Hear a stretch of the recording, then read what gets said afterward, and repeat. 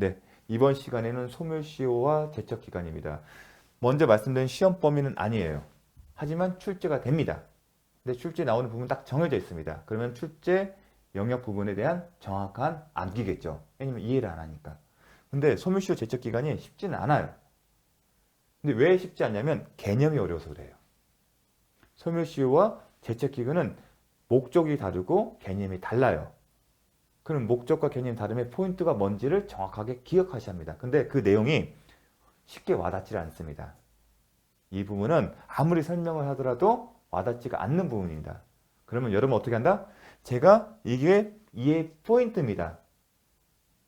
포인트가 뭔지에 대해서만 알고서 이제 해당 파트에서 이제 복습할 때, 나중에 물권법 계약법 할 때 다시 한번 언급이 됩니다. 그때마다 다시 한번 떠올리십시오. 여러분은 시험에 출제된 범위만 정확히 기억하시면 됩니다. 다만 조금 욕심을 내서 이런 개념적인 중요한 포인트를 기억하셨으면 좋겠습니다. 소멸시효는 자 뭐가 중요하냐면 권리를 행사할 수 있는데도 권리를 행사할 수 있다는 얘기는 행사할 수 없을 때에는 진행이 안 된다는 얘기입니다. 예컨대 돈을 빌려주면 언제 갚으면 변제기를 경하죠. 변제기가 도래하기 전에는 비록 채권은 발생하지만 행사를 못해요. 행사할 수 있다는 것은 변제기가 도래하면 그때부터 진행되는 거구나. 일정 기간 행사하지 않아야 합니다. 소멸시효라는 것은 권리를 행사하고 있으면 소멸시효가 적용되지 않습니다. 어떤 경우에 행사하지 않았을 때. 그러면 기간이 정해있을 텐데 기간은 보통 채권은 10년이라고 합니다. 근데 10년만 있는 게 아니라 3년, 1년도 있는데 우리는 공부할 필요가 없다는 겁니다. 아는 경우에 어떤 효과가 권리 소멸의 효과가 발생한다. 반면에 제척기간은 뭐냐? 제척기간은 권리를 행사할 수 있음에도 불구하고 행사하지 않는다가 아니라 법에서 정한 권리의 존속기간 또는 법률상 권리를 행사할 수 있는 기간을 말하는 겁니다. 존속기간, 행사할 수 있는 기간이다. 자, 먼저 그 제척기간의 그 취지는 뭐냐?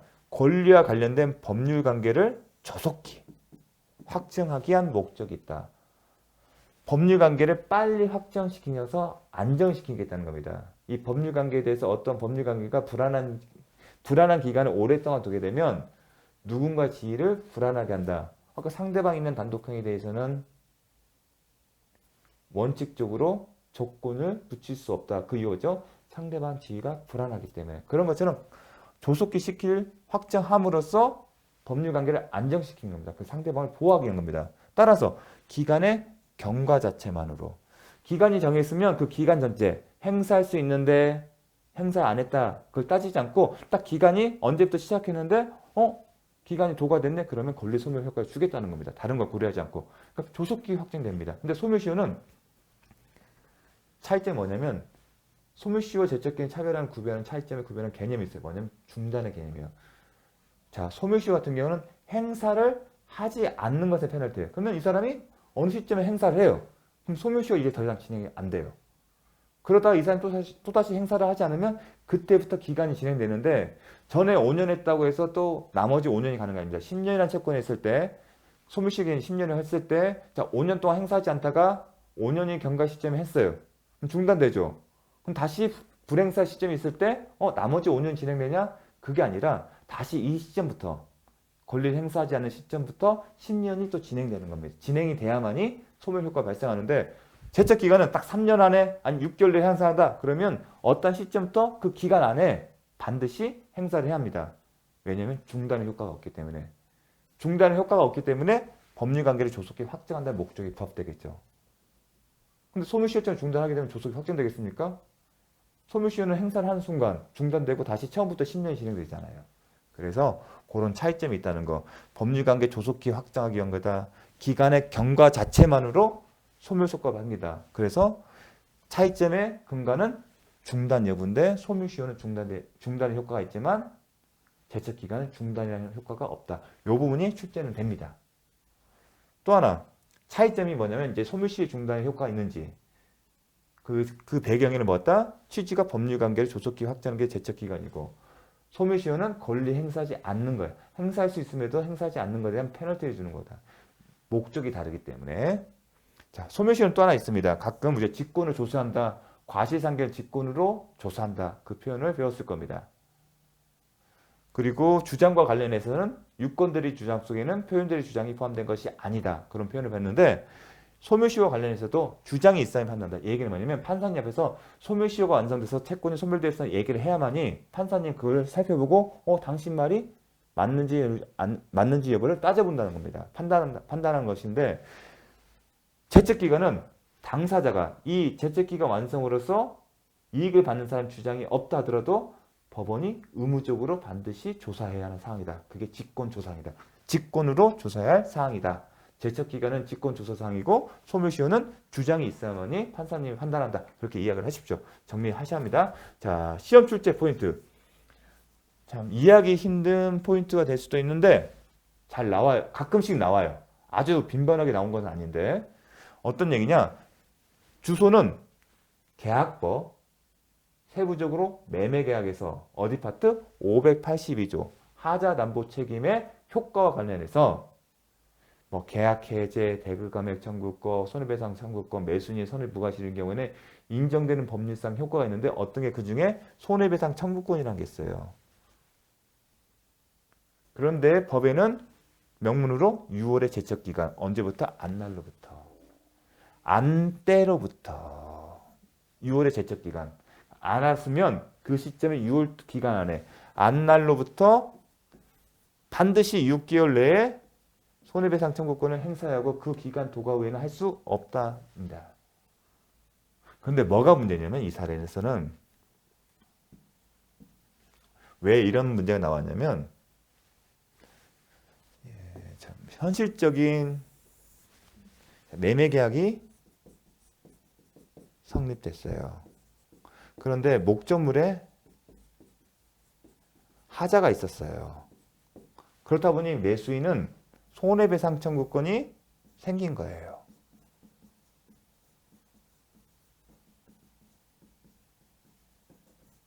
그런데 이 사실을 모르는 거예요. 매수인은 이게 하자가 있는지를 모르고 있었어요. 그래서 매매가격이 성립한 이후로 그리고 이 무렵에 목적물을 인도받았겠죠. 점유이전. 하여튼 이렇게 해서 10년이 경과됐어요. 그리고 10년이 경과된 이 시점에 와서야 이 시점이 돼서야 뭘 알았다? 하자 사실을 알게 됐어요.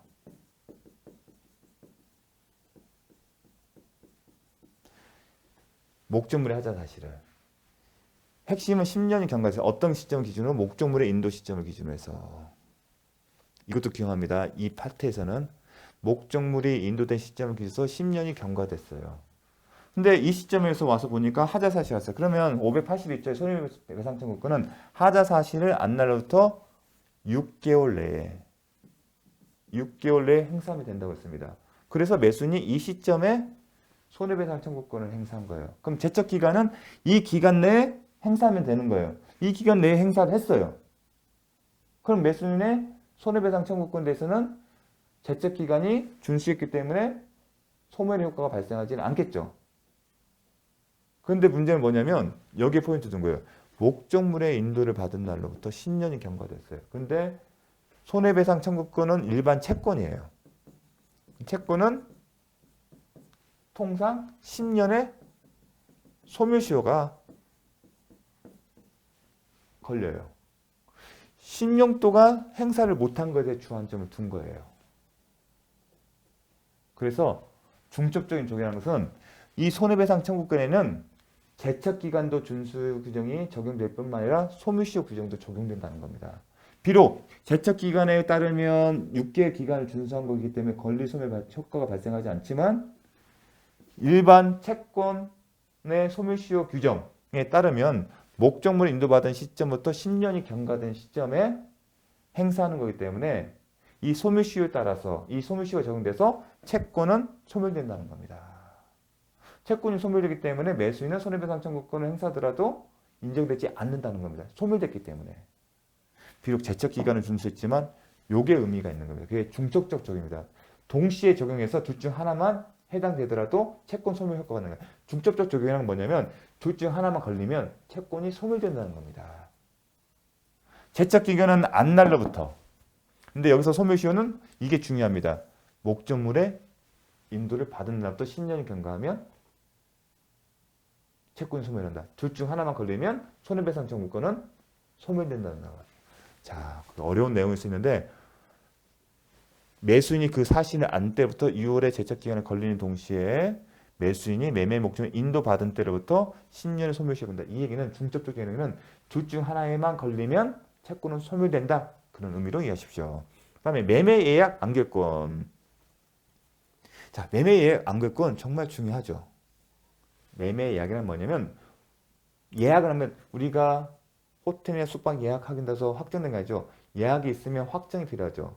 매매 예약도 본 예약이라는 의미는 본 계약을 체결하는 의무. 우리가 소위 말하는 매매 계약을 체결하는 의무인데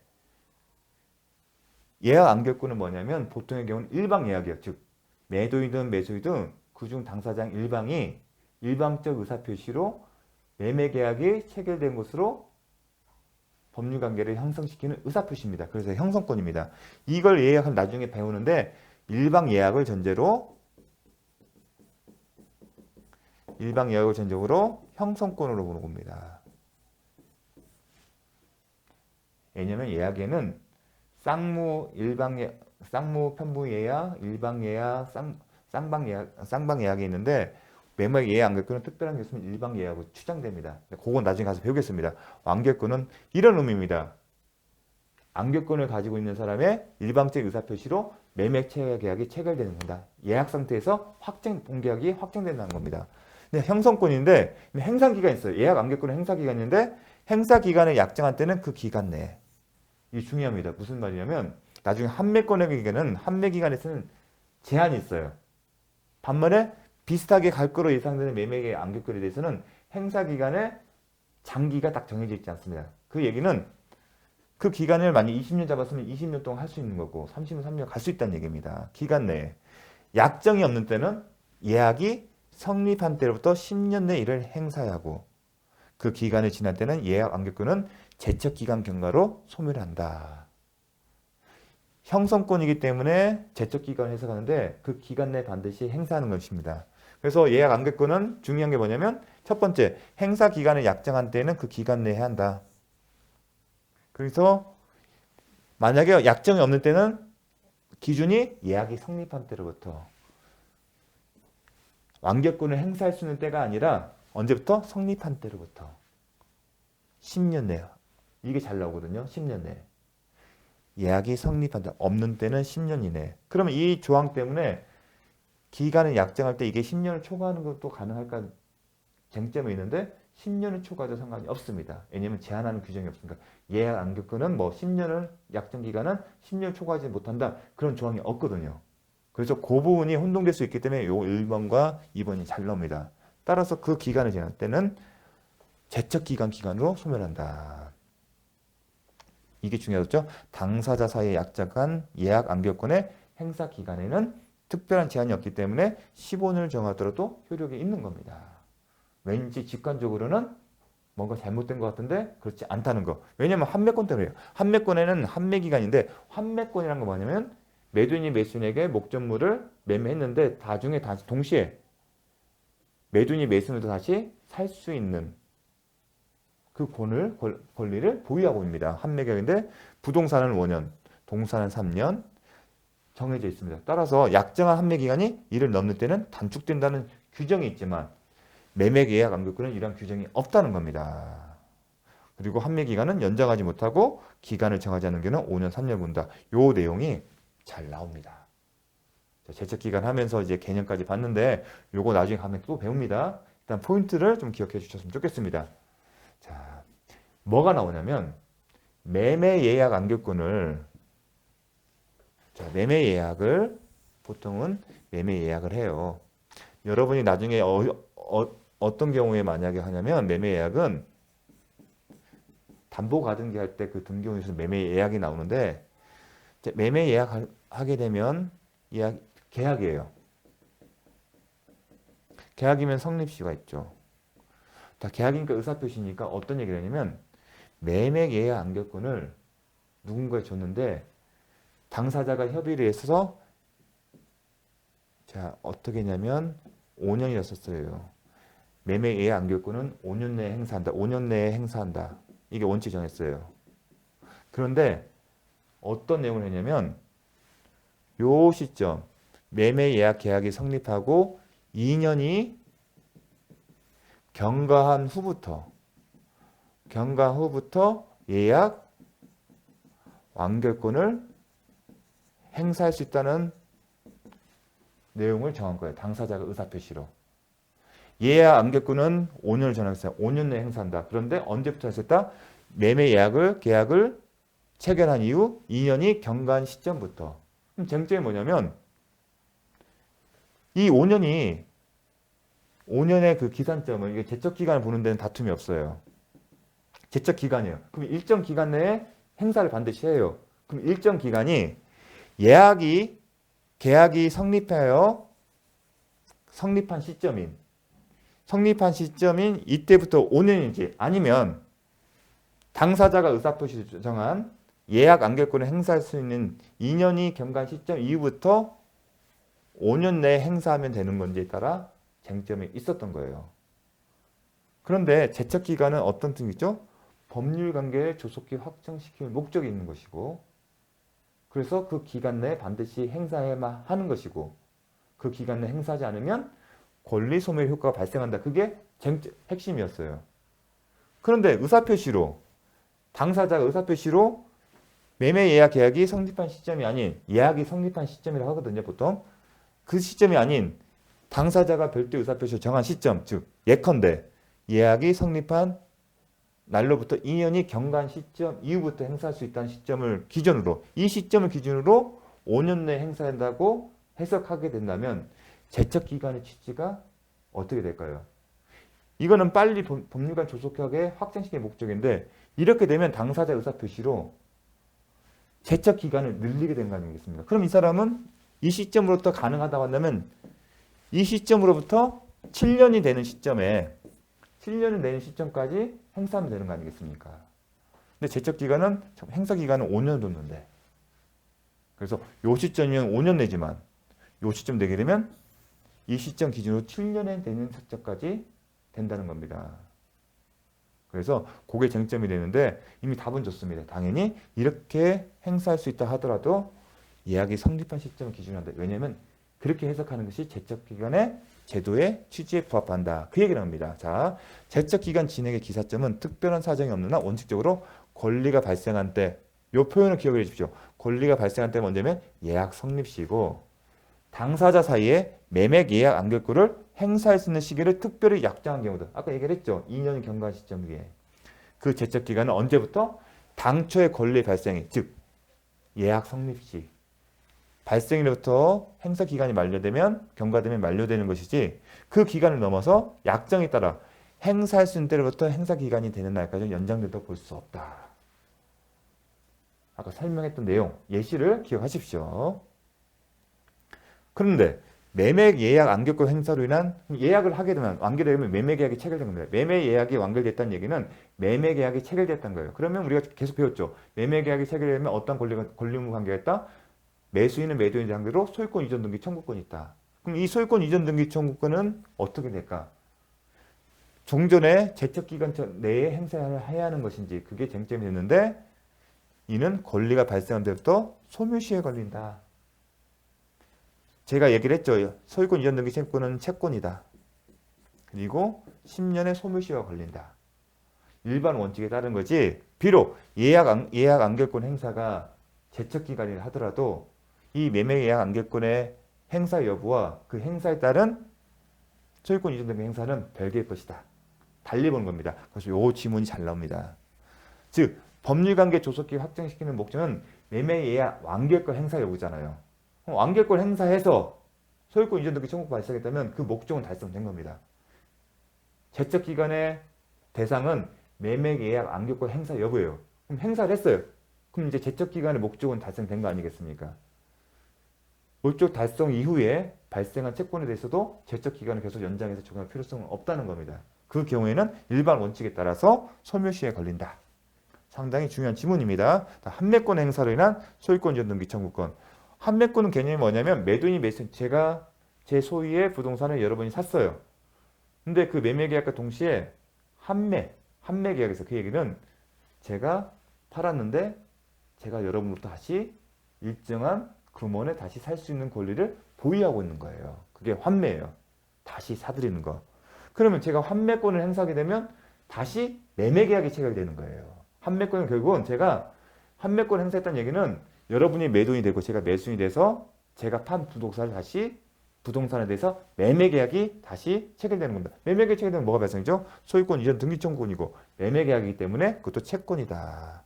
근데 쟁점이 뭐냐면 환매권에 대해서도 환매 기간 내에 환매권을 행사해야만이 환매 효력이 발생합니다. 그리고 앞서 본 것처럼 약정을 하지 않은 경우 5년, 3년을 넘지 못하고 약정이 없으면 부동산의 경우는 환매 기간이 5년이고 동산이 3년이 있습니다. 그렇다면 환매권 행사를 발생한 소유권 이전 등기 청구 또한 그 기간 내에 행사하는 게 맞지 않을까 했는데 그렇지 않다. 그 얘기는 겁니다. 환매 기간을 정한 경우 환매권의 행사로 발생한 소유권 이전 등기 청구는 특별한 사정이 없는 한 환매 기간 내에 행사하지 않으면 소멸한다? 아니다. 환매권은 행사 또한 제척 기간이에요. 그럼 제척 기간이 뭐예요? 법률가에 조속히 확정하는 거잖아요. 그래서 환매권 행사했으면 제척 기간 두 목적 달성했죠. 왜냐면 행사를 했기 때문에.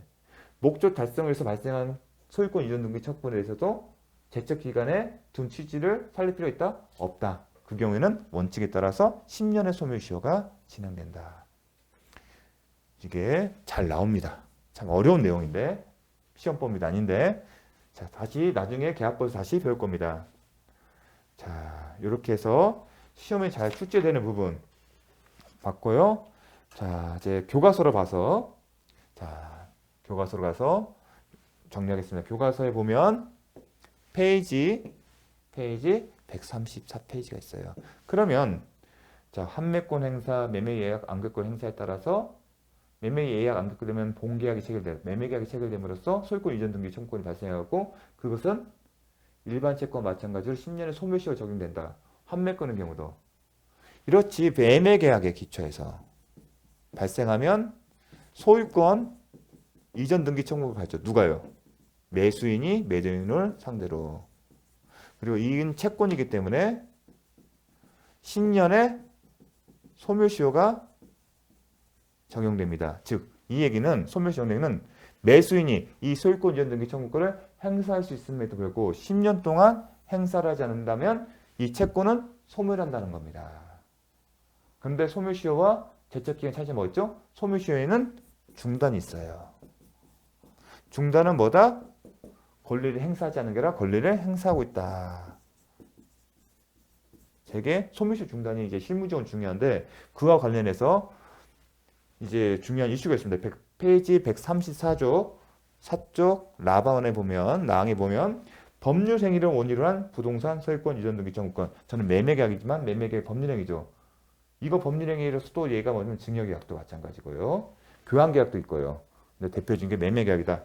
매수인이 그런데 10년의 소멸시효가 적용되는데 중단 사유로 뭐가 있냐면 매수인이 목적물에 인도받아 점유하고 있는 경우는 그 자체가 권리를 행사한 것으로 평가할 수 있기 때문에 중단이 된다. 그게 중요합니다. 자, 매수인의 소유권 이전 등기 청구권은 채권이므로 원칙적으로 소멸시효에 걸리지만 매수인이 목적물에 인도받아 점유하고 있는 경우에는 소멸시효에 걸리지 않는다. 이게 중요합니다.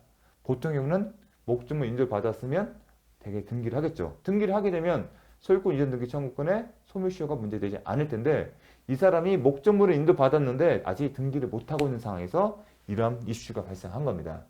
그런데 지금은 이제 등기를 하지 않았지만 목적물을 점유받아서 자기가 사용 수익하고 있는 겁니다. 점유를 받았다는 얘기는 그 목적물을 사용 수익하고 있는 것이고 그것은 권리를 행사한 것으로 볼 수 있다. 그렇게 논리적으로 평가한 겁니다. 근데 예컨대 매도인 A, 매수인 B가 있었어요. 지금 상황에서는 매매계약을 체결해서 부동산에 인도가 이루어졌어요. 즉 점유이전이 있었어요. 점유이전. 그러나 아직 등기가 매도인에서 매수인으로 넘어오지 못한 거예요. 이 상태에서 점유가 그렇게 되면 등기가 아직 안 됐기 때문에 매수인 B는 A에 대해서 소유권 이전 등기 청구를 갖고 있는 거죠. 그게 채권이죠. 원칙적으로 10년의 소멸시효가 적용되는데 지금은 B가 A로부터 부동산을 넘겨받아서 점유하고 있기 때문에 중단됩니다. 그럼 소멸시효가 진행되지 않습니다. 그런데 이 사람이 미등기 사장 상태에서 미등기 전매를 했어요. 그리고 전매해서 새로운 매수인 C, 보통은 전득자라고 해요. 미등기 전매를 해요. 등기가 아직도 매도인인 상태에서 하는 경우에요. 미등기 전매하기 때문에 이것도 매매이기 때문에 부동산의 인도를 B에게 겠죠. 그래서 점유자는 이 사람이에요. 당연히 매매 계약이기 때문에 C는 B에 대해서 소유권 이전 등기 청구를 가지고 있고 소멸시효 진행이 원칙이지만 C가 지금 점유를 받아서 가지고 있기 때문에 소멸시효가 중단됩니다. 문제는 뭐냐면 문제 소재는 뭐냐면 그러면 더 이상 B가 점유를 안고 있는 거죠. 미등기 전매 상태에서. 그렇죠? 그런데 현실적으로 왜 문제가 되냐면 C가 등기를 받으려면 어떻게 하죠? 매도인에서 매수인 B 앞으로 등기가 되고 그 다음에 이렇게 돼요. 그렇게 순서가 돼요. 매수인 B가 빨리 하면 상관이 없는데 매수인 B가 직접 하지 않을 경우는 C는 자신의 소유권, 채권을 보전하기 위해서 대의할 수 있어요. 그럼 대의하려면 매수인 B가 A를 상대로 소유권 이전 등기 청구권을 행사할 수 있어야 돼요. 그럼 매도인이 뭔 얘기를 했냐면 어떤 경우냐면 C가 채권자 대행권 행사, 자신의 채권, 소유권 이전 등기 청구권을 보전하기 위해서 B의 A에 대한 소유권 이전 등기 청구권을 행사를 했어요. 일단 자신의 청구권, 채권은 존재해요. 그런데 지금 대신 행사하는 권리, 즉 B가 A를 상대해서 소유권 이전 등기 청구권을 행사할 수 있는 여부가 문제 있는데 매매 계약에 따르면 행사할 수 있죠. 근데 뭐가 문제냐? 소멸시효가 완성됐다고 주장을 한 거예요. 매도인이. 그전에는 점유를 하고 있을 때는 중단이 되는데 점유가 넘어갔잖아요. 그럼 이 상태에서 소멸시효가 진행돼서 완성되느냐가 문제가 된 겁니다. 그런데 대법원 판례는 점유를 하고 있을 때 중단이 되고 있었습니다. 점유를 넘어서 이 권리 부동산을 처분하는 것은 처분하는 경우에도 마찬가지 소멸시효 중단이 있다는 겁니다. 즉 점유 상태에서와 처분한 이 사람이 지금 점유도 하고 있고 처분의 권능도 있는데 처분의 권능이 더 세겠죠. 넘기는 게 힘의 효과가 떨어진 그 법률 효력이 약한 비교적 상대적으로 약한 점유에 대해서 소멸시효 중단 효과를 주는데 그거보다 더 법률 효과가 강한 처분의 경우에도 중단 효과를 인정할 수 있다. 그런 논리를 핀 겁니다. 그래서 자 읽어보겠습니다. 방가로 2번 매수인이 목적물에 인도받아 점유하다가 다른 사람에게 목적물을 처분하여 점유를 숨겨준 경우는 어떻게 된다? 소멸시효가 진행되지 않는다. 중단된다. 이렇게 세트로 기억을 해 주십시오. 이 경우도 나오고 있습니다. 다음 마항도 이제 잘 나올 겁니다. 주택 입차인이 임차물을 점유하고 있는 경우에 보증금 반환 채권. 자, 주택 임대차 계약이 체결됐고 임대차 계약 체결 당시에 임차인은 임대인에게 보증금을 줍니다. 보증금을 주는데 임대인과 임차인 사이에는 보증금에 관한 법률 관계가 있어요. 그런데 임대차 계약이 종료되면 임차인의 임대인 상대로 어떤 권리 있죠? 보증금 돌려줘. 반환 청구권이 있어요. 반환 청구권이 있는데 이게 뭐다? 채권이다. 채권이기 때문에 소멸시효가 문제될 수 있어요. 근데 보통 임차인이 보증금을 돌려받지 못한 경우에는 계속 그 주택에서 살고 있습니다. 즉 점유를 하고 있습니다. 그 경우에도 소멸시효가 중단이 되냐 여부가 쟁점이 되는데 판례는 중단이 된다. 자, 135페이지 마항 주택 임차인이 임차물을 점유하고 있는 경우에 보증금 반환 채권 주택 임대차 보호법에 따른 임대차에서 그 기간이 끝난 후 임차인이 보증금을 반환받기 위해 보통 보증금 돌려받기 전에는 이사를 안 가요. 받기 위해 목적물을 점유하고 있는 경우 보증금 반환 채권에 대한 소멸시효는 진행되지 않는다. 사실 지금 이제 라항이나 마항은 이론적으로는 사실 엄밀히 보게 되면 논란이 많아요. 그런데 대법원 판례는 임차인이나 아니면 매수인을 전득자나 소유권 이전 등기 청구권이 소멸시로 소멸된 것을 방지함으로써 새로 미등기 전매로 인한 전득자를 보호하기 위해서 해석을 펼친 겁니다. 논리를 펼친 겁니다. 보증금 반환채권도 권리 행사. 점유가 과연 보증금 반환채권 행사를 볼 수 있는지는 의문이 있습니다. 왜냐하면 보증금 반환채권의 권리 행사는 뭐죠? 임차인이 임대인에 대해서 보증금 돌려줘요. 권리 행사라는 것은. 근데 임차인이 뭐라고 있어요? 그 얘기를 하고 있는 건 단지 목적물을 점유하고 있습니다. 그러면 목적물을 점유하고 있는 것이 임대인을 상대해서 보증금 반환을 청구하는 것과 동일하게 볼 수 있을지가 의문이 있는 겁니다. 이론상은 의문이 있지만 대법원 판례는 임차인을 보호하기 위해서 그렇게 해석을 했습니다. 자, 방 소유권과 소유권에 대한 물권적 청구권은 소멸시효에 걸리지 않는다. 정말 잘 나오는 지문입니다. 이제 물권법 시간에 배울 텐데 이 지문은 소유권 아니면 소유권에 대한 물권적 청구권은 소멸시효에 걸리지 않는다. 정확하게 암기를 해주십시오. 자, 이것으로써 민법 청칙 배웠습니다. 사실 민법 청칙 물권 채권법 있으면 대부분 민총의 내용이 작습니다. 그런데 제 강의는 민법 청칙의 내용이 타 강의에 비해서 많아요. 그 이유는 물권법과 채권법에 나올 얘기들을 미리 꺼내서 얘기해왔기 때문에 그렇습니다. 그런데 민법 청칙이라는 것은 결국은 물권법의 내용과 물권행위겠죠. 그리고 계약법은 결국은 채권행위입니다. 그 채권행위의 공통된 특징이 뭐죠? 법률행위에 관한 겁니다. 이 법률행위는 결국은 물권법상의 물권행위와 계약법상 채권행위의 공통인 법률행위를 추상화시킨 거예요. 그 특징을 살펴본 겁니다. 그렇다 보니 이 내용을 언급하면서 단순히 법률행위를 언급하게 되면 이해가 안 되는 겁니다. 그래서 이해를 위해서 물권법의 내용과 계약법의 내용들을 언급하다 보니 양이 많아졌습니다. 그 얘기는 물권법과 계약법을 할 때 계속 반복되기 때문에 좀 더 강의 진행은 빨라질 수가 있습니다. 그래서 지금까지 민법 청칙 어려운 내용들 열심히 달려왔습니다. 아무쪼록 여러분 지치지 않고 유익한 시간이 되었길 바라며 다음 시간에는 물권법 공부하도록 하겠습니다. 수고 많으셨습니다.